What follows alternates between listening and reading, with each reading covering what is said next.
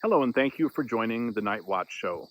Please take a moment to click subscribe, also the bell, and all so that you'll receive notifications of all future episodes, including breaking news and special content that matters to you. I'm broadcasting today from a very remote, isolated location where there are no other people around me. However, as you probably hear the sound of nature, nature has certainly dominated this abandoned area. Today's broadcast really is to talk about the current status of the pandemic globally, where we have arrived at this point and how we got here. What I really find to be truly amazing is that after all of this time has passed and all of the various types of quarantine and lockdown and all else that has happened globally, which we've all should be really, humanity should be congratulated for surviving such challenging times in terms of social isolation and really just a complete change of lifestyle. And we've managed to emerge from it, and economies are reopening and jobs are resuming, and some element of normalcy is starting to come back to the world, which is great to see. Some of us are still in various types of lockdown, others are resuming normal life. But what I really find amazing is after all of this, we still don't have a vaccine, of course. That'll probably take a long time. We still don't have a treatment, of course. That will also take some time. We'll probably have a treatment before a vaccine, and there are several major medications, some of which have been around for a very long time, that are under evaluation by scientists globally. And I believe we will have a cure, or at least a quite successful treatment before long. But what's interesting and what I want to talk to you about now is at this point, we don't. Medically speaking, nothing has really changed. Medically speaking, what we know right now is really what China knew in the beginning, which is essentially a multi-tiered approach to the pandemic, such as wearing masks, social isolation, shutting down the economy temporarily, and stopping travel, checkpoints. All of these different elements are exactly what China did right away.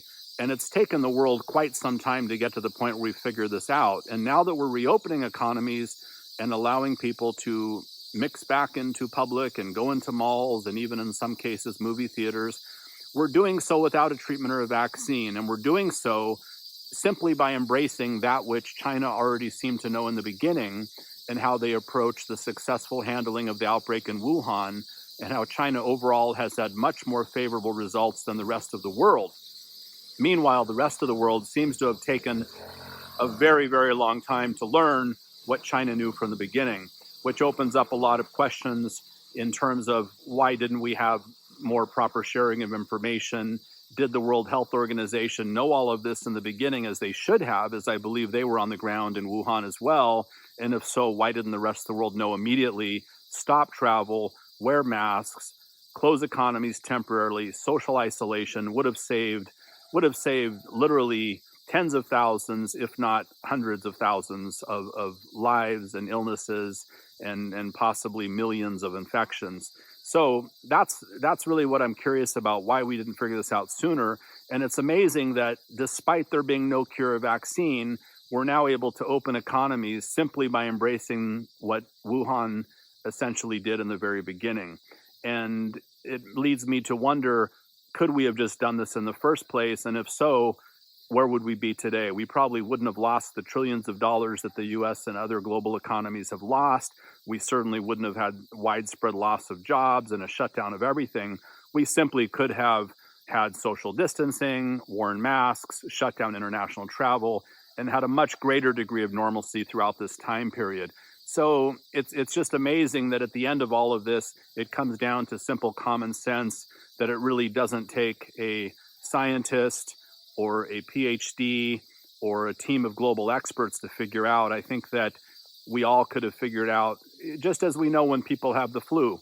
You shouldn't go to work if you have the flu. You should avoid people who have the flu. You should keep your distance. If you're sick, you should wear a mask. I think we've all known that. Maybe we all haven't known that. But really, I believe that a panel of 30 or 40 citizens could have got together, come up with these guidelines just in consideration of what we know about the pandemic. And yet it took all of the world scientists and the World Health Organization and all the various health organizations all of this time to come up with something that, in the end, it seems quite simple. In fact, long ago, hundreds of years ago, there were still pandemics. And when there were pandemics, people would essentially isolate, distance themselves, and stay away from others. take canoes to nearby islands and stay isolated for a period of time until the pandemic subsides. So this is not rocket science. This is simply common sense. But congratulations to all of you, because you're watching this video now. So you've successfully made it through the hardest times of the pandemic, it seems. Now, some markets are starting to have a bit of a resurgence as they reopen, but it seems to be within reasonably acceptable limits in most areas. And what we all know now is really we're the ones taking the chances personally. So at the end of all of this, what I think comes out of it is everybody is responsible for their own well-being and safety, for staying safe, frequent washing of hands with hot soap and water, using alcohol, wearing masks, if not for your sake, for the sake of others who may have more vulnerable immune systems. And so really everything that we've learned, we now know we're responsible for our own safety as we reintegrate into economies, into the workplace. It is truly our responsibility to make sure that we do so responsibly and effectively for our own protection, the protection of those around us as well. And ultimately, that's what it comes down to, personal choice. Of course, when we go out in public, there are some risks. Of course, if we go to malls, if we go to movies, if we go to sporting events, there are some risks.